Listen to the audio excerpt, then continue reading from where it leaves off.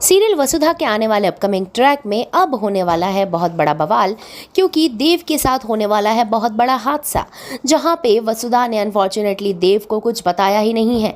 यानी जो भी वो फील करती है, जो भी वो देव के बारे में सोचती है, जो भी उसने मान रखा है, यानी जो शादी को एंटरटेनमेंट की तरह एज अ प्रोजेक्ट उसने करा था देव के साथ, वो सच मान बैठी है। इस बात का खुलासा उसने देव के सामने नहीं किया है। इस बात का हमें बहुत ही आश्चर्यचकित है कि ये सारा का सारा एक ड्रीम सीक्वेंस था। लेकिन अब आने वाले अपकमिंग ट्रैक में देव बुरी तरीके से फंसने वाला है, क्योंकि उसके मन में काफ़ी सारी चीज़ें चल रही हैं।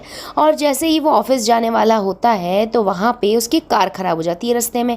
अब उसको जाना है ऑफिस, इंपॉर्टेंट मीटिंग है, तो वो दौड़ दौड़ के जाता है और बारिश आने लगती है। और देव इतना ज़्यादा दौड़ता है कि उसके पीछे ट्रक आ जाता है और उसको धक्का मार के उसे गिरा देता है।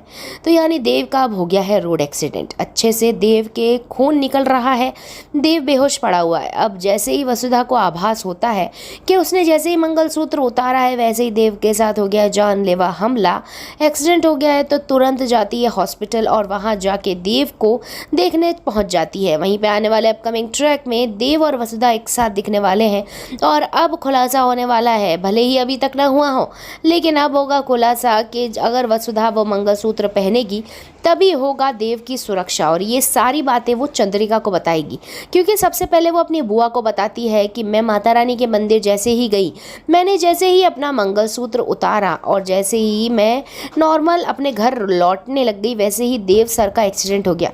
यानी ये बात अब फिर से सिद्ध हो चुकी है कि देव सर का पूरा जान, पूरी की पूरी जो सलामती है वो वसुधा की मंगलसूत्र में है। और अगर वसुधा जब तक मंगलसूत्र पहनेगी तब तक देव सर के ऊपर कोई भी बाधा नहीं आएगी।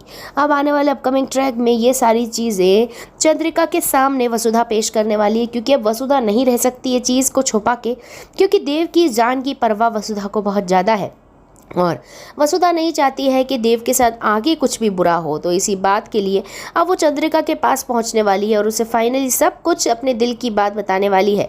लेकिन भैया चंद्रिका का रिएक्शन तो देखना बनता है, क्योंकि वो पहले तो बहुत ही ज़्यादा हैरान हो जाएगी और बिल्कुल नहीं मानेगी इस बात को कि आखिरकार ऐसा कैसे हो सकता है। तुम दोनों की तो कोई शादी भी नहीं हुई है, ना तुमने किसी का आशीर्वाद लिया है और तुम्हारे साथ ऐसा ये सब फ्रॉड है। और वो नाराज़ हो जाती है। लेकिन क्या चंद्रिका अपनाएगी? वसुधा को देखना मज़ेदार होगा, इसलिए देखते रहिए।